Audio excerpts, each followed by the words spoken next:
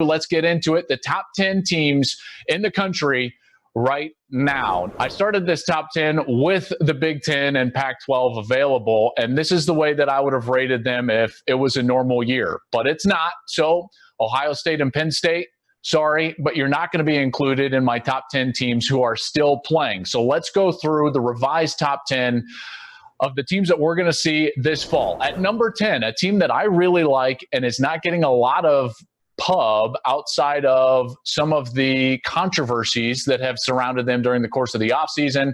I really like Oklahoma State, guys. I think with a returning quarterback in Spencer Sanders, he's going to cut down on his turnovers. He's got Tylan Wallace back after that ACL injury. He's got the best running back, I believe, in college football, in Chuba Hubbard. Watch out. That's an explosive team. And remember, OU, while I have them rated higher than Oklahoma State, they've got a tough schedule. More on that in a little bit. At number 9, I've got Auburn.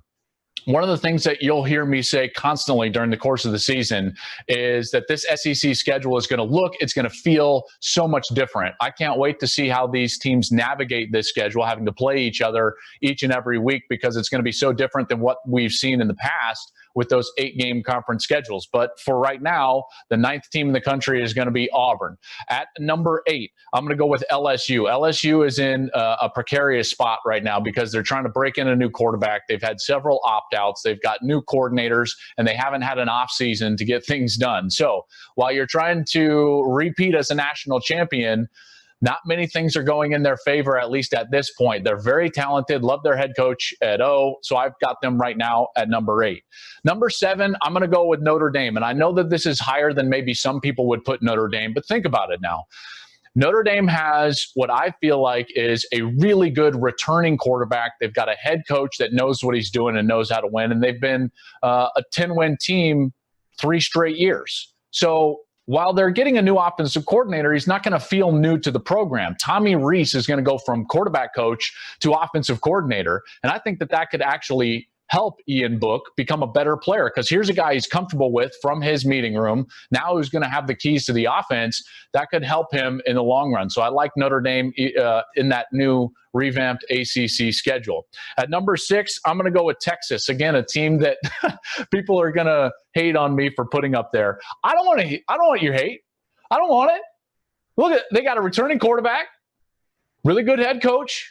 The defense is experienced now. Remember all the injuries they sustained last year. I mean, a plethora of injuries, would you say? Yes, I would say a plethora of injuries. And now they've got all that experience back on the field. They've recruited very well. We're going to talk with Tom Herman here in a little bit. This is a schedule that I think benefits Texas as opposed to OU in the way that the Big 12 has revamped it. So I like Texas a lot at number 6. Now let's roll through the top 5 as I see it. Georgia.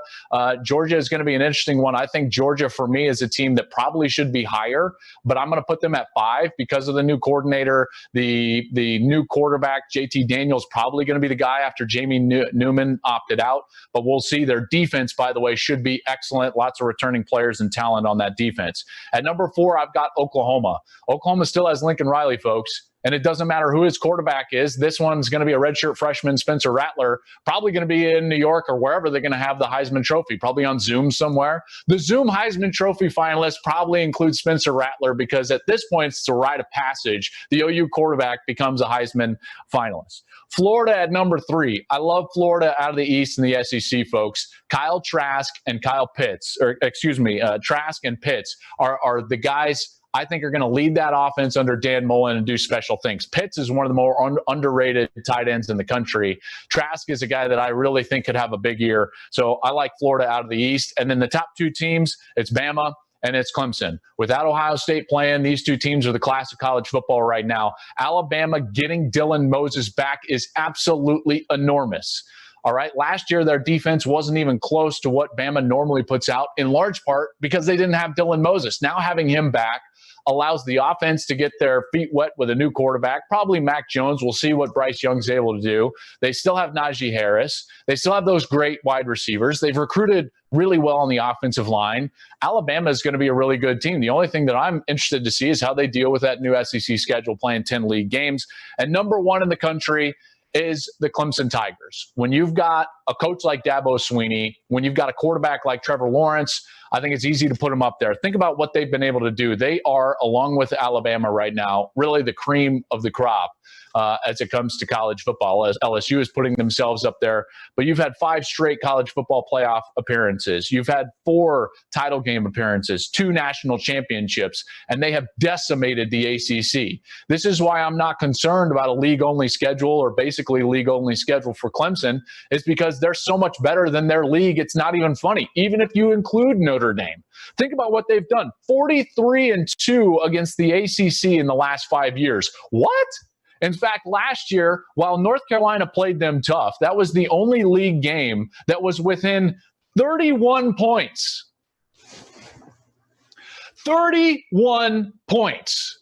That's incredible. So Clemson is my number 1 team in the country that's currently playing in this revamped COVID college football season. For the best access, perspective, and personalities in all of sports, follow us at Fox Sports on Twitter, Facebook, Instagram, and YouTube.